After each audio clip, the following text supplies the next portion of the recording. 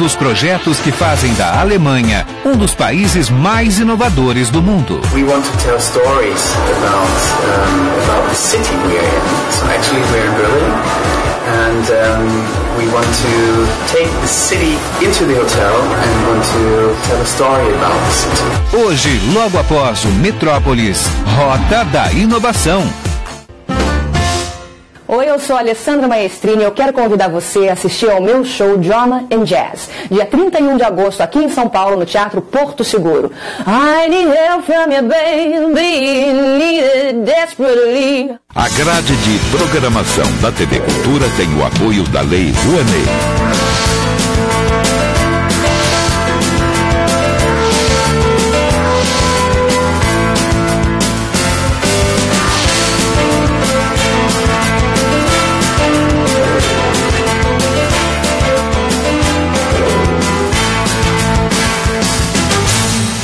Metrópolis. Apoio Itaú Cultural.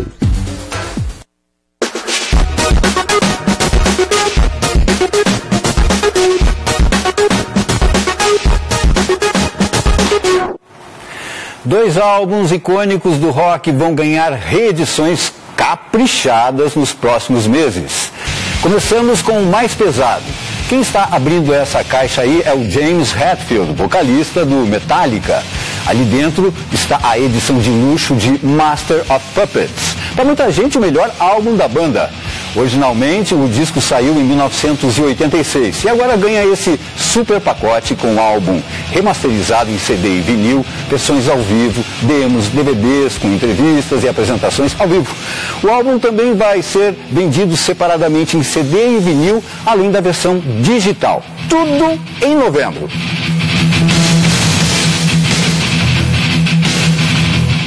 E agora voltamos ainda mais no túnel do tempo, exatamente 50 anos atrás.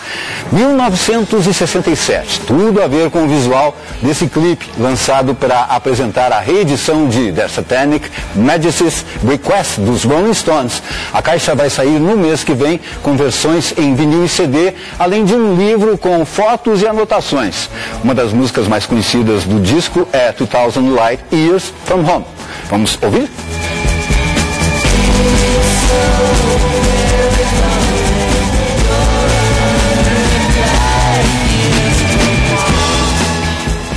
Aguardando ansiosamente, claro.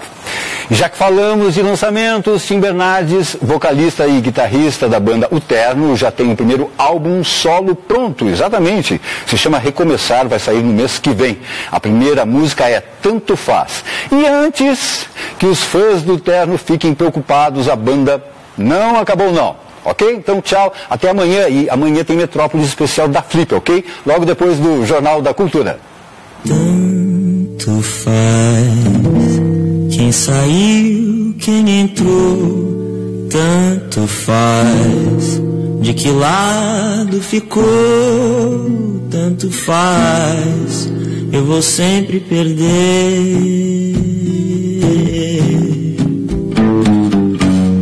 Eu, rapaz, sou você, somos nós, tanto faz. Metrópolis. Apoio Itaú Cultural.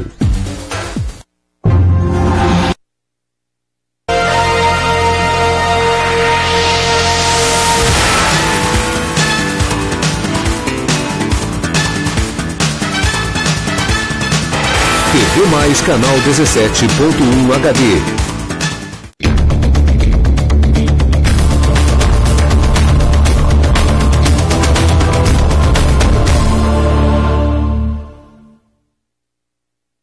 Olá, boa noite. Hoje, Provocações, entrevista uma referência na política feminina em Mato Grosso. Ela já ocupou 3 mandatos de deputada estadual e um mandato como senadora da República. Atualmente está sem mandato pelo PRB. Nós vamos entrevistar hoje a ex-senadora Séries Slessarenko. Boa noite, Séries. Obrigado pela sua presença. Boa noite, Alexandre. Um prazer enorme estar aqui. Deputada, a senhora já esteve por 3 mandatos na Assembleia Legislativa, um mandato no Senado Federal. Como é que a senhora avalia a época que a senhora foi deputada, a gente que comentou aqui agora a época que a senhora fez um protesto memorável de preto lá contra a mesa diretora, contra o presidente da Assembleia, e hoje a gente está vendo que o Legislativo se tornou um palco exclusivamente de escândalos. Alexandre, na época a gente já sabia que existiam problemas, a gente só não sabia detectar onde estavam. Como você disse, teve uma eleição para a presidência da mesa, para a direção da Assembleia Legislativa, em que eu investi todo de preto em sinal de protesto, porque diziam, a gente não tinha a prova, que tinha gente sendo comprada ali para votar em determinada chapa, até por R$500 mil.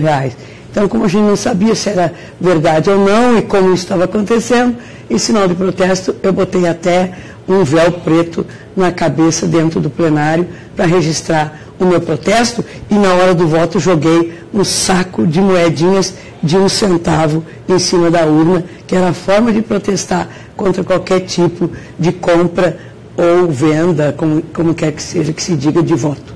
A senhora foi autora da lei que que regulamentou a delação premiada no processo judicial. A senhora imaginou que ela iria fazer esse strike todo que está fazendo hoje? Olha, é aquela história, por exemplo, um dos primeiros órgãos que me entrevistou depois dessa lei aprovada foi a Folha de São Paulo. E a jornalista, na época, me perguntava se eu sabia que existia tanta corrupção, assim, que precisava essa lei, porque recém estava começando a apontar, foram as primeiras vezes que essa lei apareceu, né? Aí eu falei, não, saber eu não sabia, porque se eu soubesse eu já tinha chamado a Polícia Federal, mas eu desconfiava que existia problema, porque eu via, né? Eu era senadora, tinha o mesmo ganho que os outros. Tudo bem, tem gente ali que tem riqueza de família, de tempos passados e outras coisas mais, né? Mas parecia que as pessoas, muitos, a gente tinha informação que tinham enriquecido após virarem parlamentar. Eu não conseguia entender, porque eu tive 20 anos de mandato, 12 de deputada estadual, sem nenhum dia sem mandato, e 8 de Senado, emendado com deputado, ou seja, 20 anos de mandato, e a minha riqueza não aumentou em absolutamente nada, até porque você tem mais gastos, né, quando parlamentar. Então era uma dúvida muito grande que eu tinha. Eu consultei muitos juristas, consultei muitos, né, ministros, né, dos tribunais superiores, inclusive um ou dois do Supremo, do STJ, etc., para conversar sobre como fazer uma lei em que as pessoas, a gente conseguisse, a justiça conseguisse perceber, descobrir que estavam realmente propinando, cometendo atos de corrupção. Porque ninguém vai chegar e vai dizer assim, olha, aqui, porque é óbvio que tem que ser formação de quadrilha, né? Eu coloquei 3 ou mais, e o relator da Câmara, né, na época, sobre a minha lei, ele foi, acho que o único ponto que ele mudou, que ele botou de 3 para 4 a formação de quadrilha. É óbvio, se 4 formaram uma quadrilha e cometeram, né, atos de corrupção e propinagem, um não vai contar que o outro fez, porque o outro vai dizer, ela também fez, né? Então era óbvio que precisava isso ser muito bem delineado, e foi o que a gente tentou fazer. E com essa lei, você vê, está sendo muito comentado. Eu vi ainda semana passada um comentário, inclusive da JUF, né, dos ministros, dos juízes federais. Apoiando o Sérgio Bretas, lá o juiz de Brasília. Apoiando, e também eu vi entrevistas deles dizendo que essa lei é fundamental para passar o Brasil a limpo, pelo fim da corrupção. A gente espera que ela acabe, porque eu fico assustada, Alexandre. A senhora conviveu muitos anos com essas pessoas que hoje estão aí delatadas, os políticos, né? Lá naquela época já havia assim, indícios de que um apresentava comportamentos estranhos no plenário, mudava de opinião, estava sempre com o governo. Mas a gente, Alexandre, que tem uma crença, né, política no ideológico, da defesa de princípios e não de interesses pessoais, porque eu nunca fui deputada, eu nunca fui senadora, por interesses pessoais ou de grupos ou da minha muito menos da minha família, entendeu? Então você que tem princípios, você não consegue dizer não, ali tem, sabe? Você fica imaginando, deve ser alguma coisa, né, uma riqueza, né, de família, alguma coisa. Mas, por outro lado, ficava desconfiada. Pareciam com jatinhos, último grito, fazenda, boiada. Só para os meus bois, por exemplo, eu gasto milhões em sal. Quem que tinha muitos bois naquela época? Sei lá, tem um monte de gente. Vai ver gente que foi caçado ou quase caçado por boiada, por terneira. Aquele lá, esqueci que teve a terneira de 300 mil, ele renunciou, tinha recém sido eleito senador lá de Brasília, esqueci o nome dele. Foi por causa da tal da terneira que apareceu, mas ele sabia que tinha muito mais. Com 6 meses de mandato de 8 anos, ele renunciou. E depois o suplente dele está preso agora. Entendeu? Quer dizer... A senhora citou aí, falou em ideologia. E quando a senhora terminou o mandato de senadora, correu ali um problema interno seu dentro do partido que historicamente a senhora militou, e a senhora acabou saindo de um partido de esquerda, indo para o partido da Igreja Universal, o PRB. Como é que a senhora explica isso para o seu eleitor? Eu acho que a explicação é muito simples. Eu tive praticamente 25 anos no PT, né? Infelizmente o PT tomou com parte das suas direções um rumo equivocado, porque tem muita gente boa na base. Eu te digo isso, tem muita gente séria na base que continua na resistência, mas infelizmente no macro, muita gente errou com mensalão, com aquelas coisas todas que a gente sabe. E o Zé Dirceu teve problemas gravíssimos e tentaram aqui no estado me expulsar. Uma vez eu recorri e fiquei. A segunda vez eu falei, chega de humilhação. Quando me ameaçaram expulsar a segunda vez, eu pedi para sair. Fiquei, né, de fora. Por que eu fui? Não é um partido da Igreja Universal. Eu até brinquei com o Crivella, né, que era senador, foi senador. Oficialmente não é, né? De jeito nenhum. Porque sabe quem que formou o PRB? Foi de mais a mais. Eu acho que igreja não faz mal para ninguém. Eu sou católica, apostólica, romana. Eu sou católica. Não tem nada a ver. Começa por aí. Eu brinquei com o Crivella na época. Crivella, ele me convidando, eu não vou para o seu partido, porque é o PRB, porque ele é muito igrejeiro. Ele falou, Séries, não é. Ele leva essa pecha, porque quem fundou fui eu, Crivella, né? E o Zé Alencar. O Zé Alencar, católico, mais católico que o Zé Alencar, é impossível. Infelizmente está morto.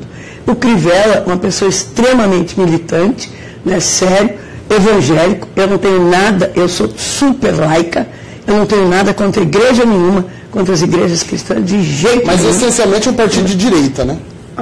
Eu não sei te dizer se é de direita. Eu prefiro os líderes, porque eu para ir do partido, eu tive com muita gente do partido e gente fora do partido.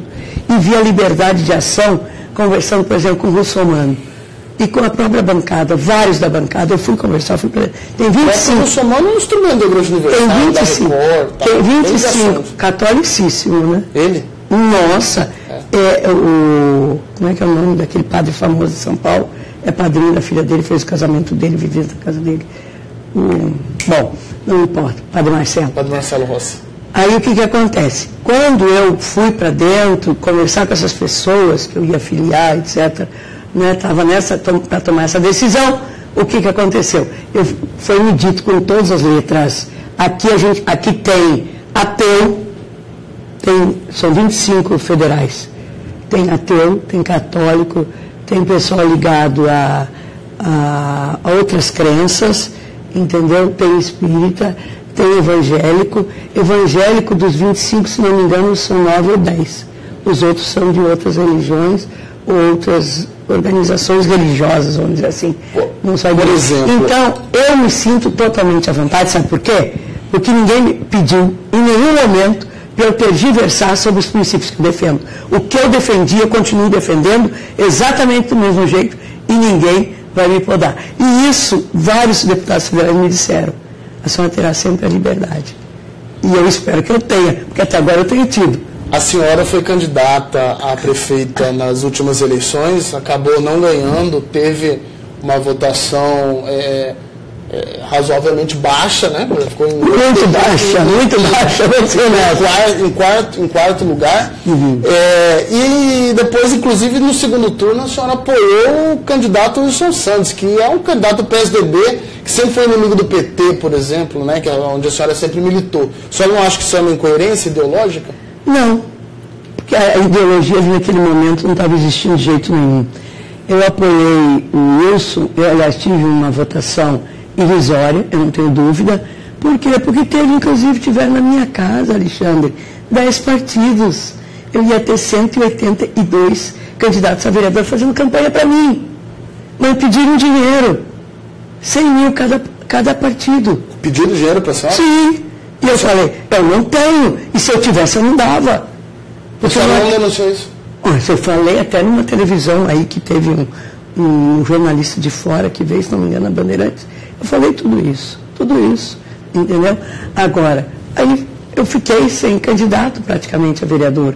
Eu tinha 17 ou 19 candidatos. E, aliás, tinha a proporção de mulheres. Diga-se de passagem, tinha a proporção de mulheres. Só contextualizando o telespectador, na semana passada o TRE declarou a Séries inelegível por conta de uma ação que o Ministério Público Eleitoral moveu, alegando que na chapa proporcional existiam candidaturas laranjas femininas, aquelas cotas mínimas de 30% de candidaturas femininas eram laranjas, segundo o Ministério Público Eleitoral, e o TRE assim entendeu. Como é que a senhora encarou isso daí? Porque a senhora tem uma bandeira também de participação feminina, como é que Com certeza, o TRE ainda não, né?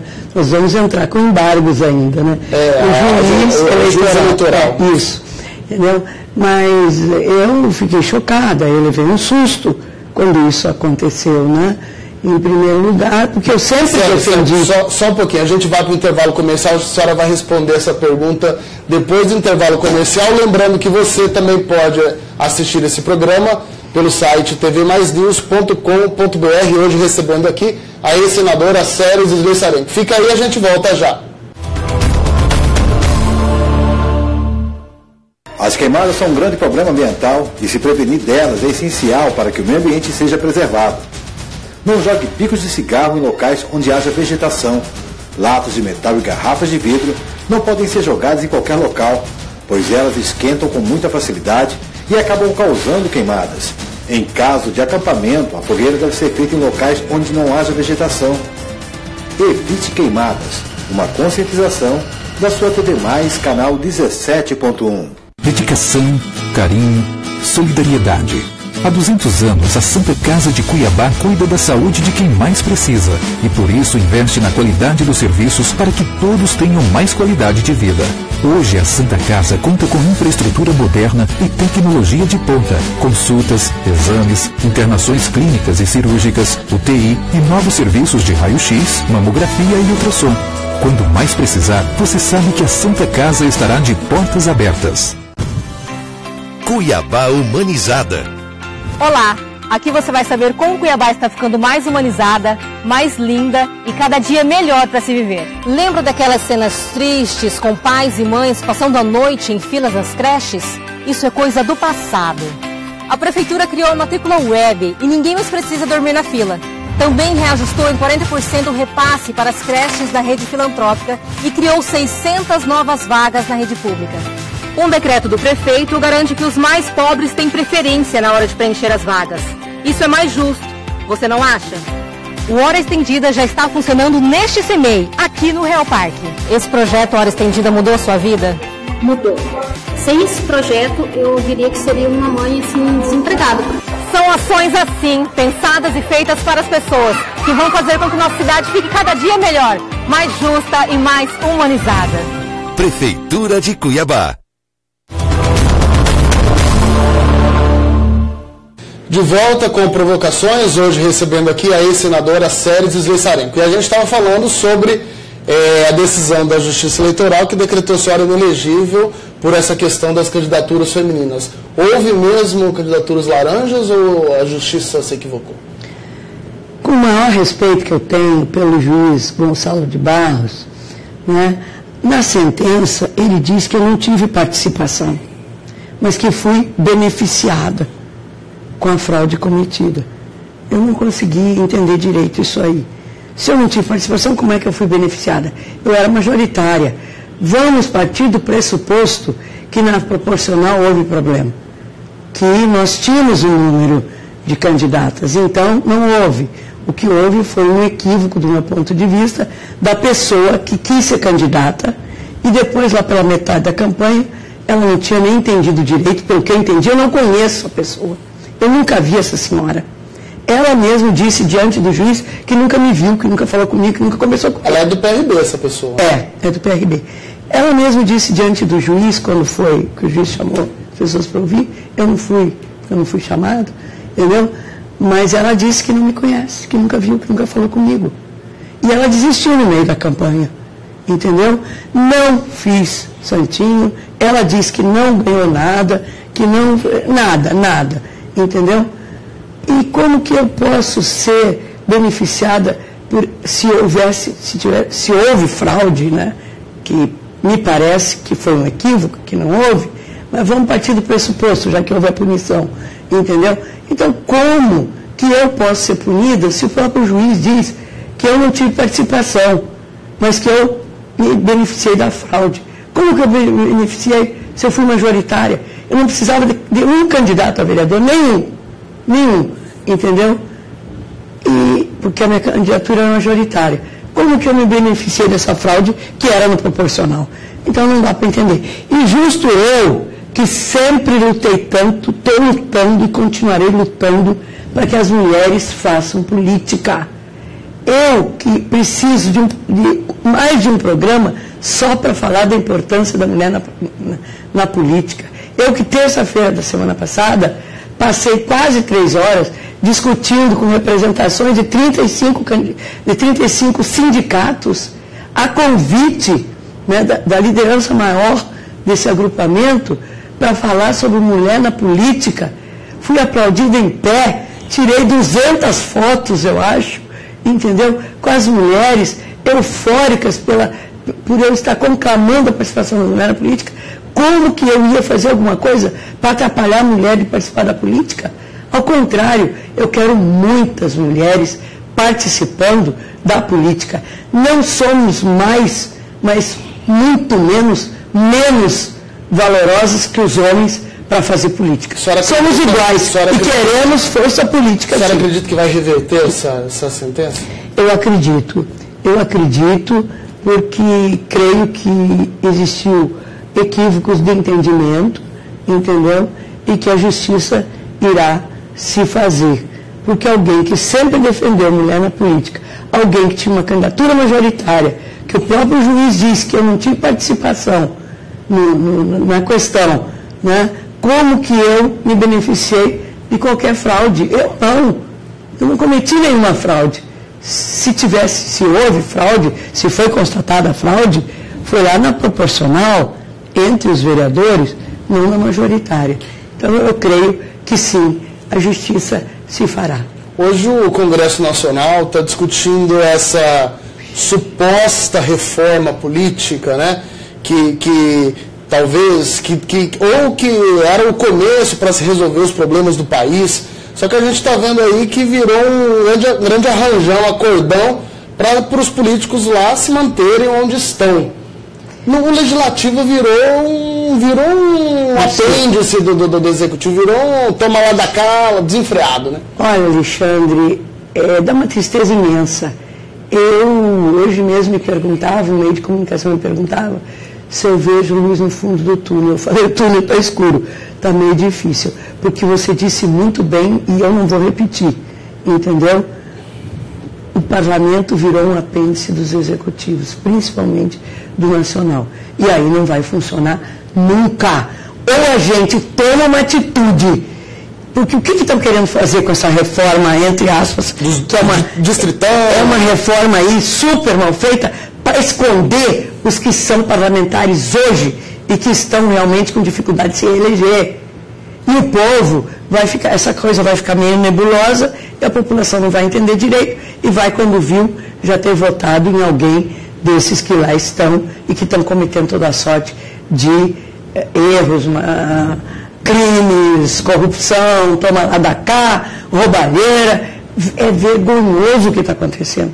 Gente, eu fui deputada há 12 anos, quantas CPIs eu presidi, quanta coisa a gente fez, né? Como senadora, quanto eu fiz pelo nosso Mato Grosso, de luz para todos, telefonia celular, estradas. Estude o meu currículo, tentaram me envolver naquela coisa absurda. Foi envolvida na sanguessuga, depois foi inocentada. Não, eu não fui inocentada. Sabe por quê?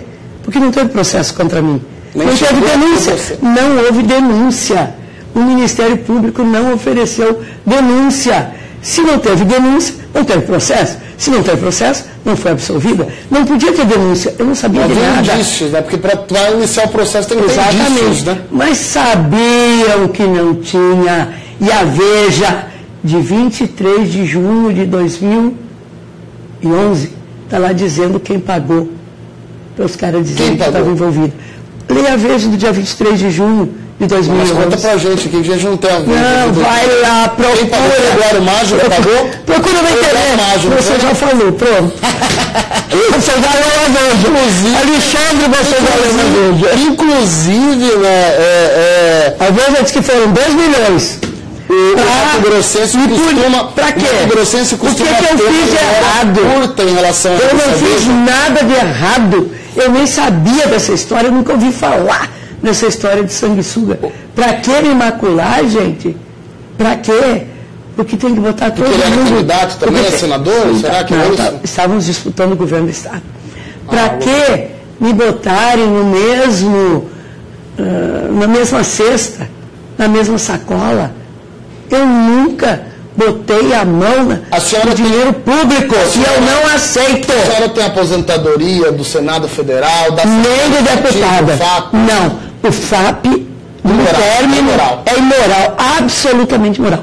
No final do meu mandato, do meu terceiro mandato, e aí teve uma pessoa que me ajudou muito, aliás, em muitas coisas, e nesse aí ele me ajudou, que foi o Wilson Santos, a terminar com o FAP. Que ele também abriu mão. Ele abriu mão. A senhora. Sim, eu fui autora da proposta para terminar o FAP. E ele assinou comigo e nós derrubamos o FAP. Tá? Agora diz que voltou o FAP. Eu não tenho aposentadoria de deputada, eu não tenho aposentadoria de senadora. Eu tenho aposentadoria de professora da Universidade Federal de Mato Grosso. Graças a Deus a autarquia é melhor do que o INSS. Entendeu? E eu sobrevivo na marca do pênalti. Todo final do mês, chegando no cheque especial. Mas sou feliz porque minha cabeça deita um travesseiro com tranquilidade, que eu não estou pegando dinheiro que não é meu. Ah, é legal. As pessoas acusam. Muita gente fala. A senhora é boba, a senhora é burra. A senhora tem direito, é legal. Pode ser legal, mas é imoral. E eu não compactuo e não uso da imoralidade. Como que a senhora vê, então, que abriu mão, né, desses recursos previdenciários e morais vindo do Poder Legislativo, e a gente vê o governo federal, o presidente Michel Temer, o Congresso aprovando, discutindo para aprovar essa reforma da Previdência, que pune exclusivamente os brasileiros, enquanto a gente vê aí a classe política se fartando de benefícios previdenciários, as grandes empresas e corporações com dívidas bilionárias com a Previdência e o brasileiro pagando a conta como sempre. A gente tem que analisar bem direitinho, Alexandre, do lado de quem que o governo está. O governo atual está do lado dos poderosos economicamente. Está claro, está explícito. Basta ver a Previdência que está aí, as leis trabalhistas, etc. Isso é óbvio, ele está do lado dos grandes, dos poderosos. E os pequenos, os trabalhadores, os sofredores, está acabando a farmácia popular, a aposentadoria está ficando do jeito que ficou, que a gente já viu, etc. e tal. Ou seja, sempre pagando o pato quem não roubou o pato. Ou seja, a camada popular da sociedade, os mais pobres da sociedade, os oprimidos da sociedade. Esses é que estão pagando. Agora, a gente tem que saber o que a gente quer. E aí os meios de comunicação são muito importantes, Alexandre, para o avanço da democracia. Os meios de comunicação contribuem para o avanço da democracia, mostrando quem está do lado de quem, ou a coisa vai ficar cada vez pior e mais dura, mais difícil para a maioria da população, que são aqueles que trabalham e fazem a construção da melhoria desse país. Tentam, porque hoje só quem se beneficia são A grande maioria, claro que tem gente que trabalha muito, mesmo sendo aquinhoado economicamente, é óbvio. Não vamos generalizar que é todo mundo que só se beneficia. Claro que tem a questão das bolsas, etc. e tal, que é outra discussão. Por que a população mato-grossense parece, especialmente a brasileira, mas especialmente a mato-grossense, parece que elege o político que representa exatamente o que a senhora falou, representa os ricos, os empresários, enquanto a maioria da população brasileira, da população mato-grossense, é pobre, é trabalhadora? Eu diria que passa muito pela questão da informação. Pela desinformação. Pela falta de informação. Né? Exato, pela falta de informação, correto. Entendeu? As pessoas ainda não estão muito ligadas na questão de eu tenho que prestar atenção em quem eu vou votar. Tá? E depois que vota, se a pessoa ganha, presta atenção no que ela está fazendo. E o importante, eu acho que não é só na questão da denúncia de roubalheira, na questão do que a pessoa faz lá no Congresso, o que ela levanta a questão, o que ela defende lá na tribuna. As pessoas às vezes não se preocupam com isso, né? Por isso, eu vou te dizer, eu não tenho tempo para isso agora, mas quando eu entrei para o Senado, Mato Grosso tem 141 municípios, tinha 53 sem telefonia celular. Um dia eu posso te contar o que eu fiz para botar telefonia celular, em 2 anos já não tinha nenhum município sem torre para telefonia celular. Luz para todos, 125 mil ligações no interior, proporcionalmente, que fez o maior índice, proporcionalmente, porque a nossa população é menor que a maioria dos estados. E as estradas, entendeu? E eu sempre dizia, quando eu liberava recursos para os prefeitos, e os prefeitos de então lembram muito bem que eu liberei muita coisa, eu dizia, por favor, não, parece que eu adivinhava, né? Não deem propina para ninguém, nem para empresa, nem para parlamentar, nem para ninguém, porque se eu souber, eu não vou chamar o senhor aqui para dizer que houve isso, eu vou mandar a Polícia Federal a se entender com vocês. Eu sempre combati feroz e ferrenhamente, sem ter noção do tamanho do buraco que estava cavado na corrupção desse país. E a lei que eu fiz, 12.850, a lei da delação premiada, se não me engano, entendeu? O número. Essa lei veio para ajudar a limpar. Se ela tem alguns problemas, são pelas pessoas que estão aplicando, porque a lei realmente, talvez até precise mudar, porque nada é perfeito, algumas coisinhas, mas ela é a lei que está fazendo o Brasil ser passado a limpo com relação à roubalheira. E fui eu que fiz. Mato Grosso pode ter essa honra. Que a única mulher que Mato Grosso elegeu até hoje, senadora, fez algumas coisas por esse país e por nosso estado. Senadora Séries, muito obrigado pela sua presença. Infelizmente o programa ficou pequeno. A gente muita pouca coisa para falar em pouco tempo, mas já fica um convite para a senhora voltar aqui. Depois a gente ampliar esse debate. Foi muito bom receber a senhora e queria que a senhora se despedisse. Prazer e a honra enorme em estar aqui, né? Muito feliz realmente por poder estar falando com a população e muito feliz também, Alexandra, por estar sendo entrevistada por você. Realmente você é um gigante na comunicação. Um abraço a todos e a todas, e especialmente às mulheres. Venham para a política, mulheres. Somos iguais aos companheiros homens para fazer política. Nem mais nem menos que eles, apenas iguais. Obrigado, Séries. Bom, o programa Provocações vai ficando por aqui. Para você, uma boa noite. A gente se vê no próximo programa. Até lá.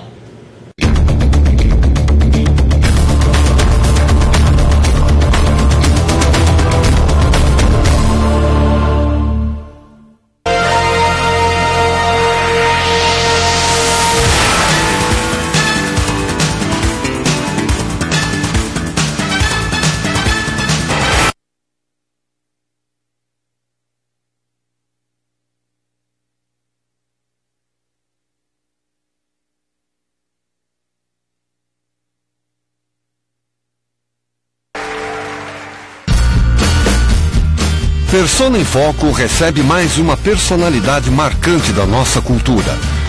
O nosso convidado de hoje é o ator Otávio Augusto, uma presença constante no teatro, no cinema e na televisão.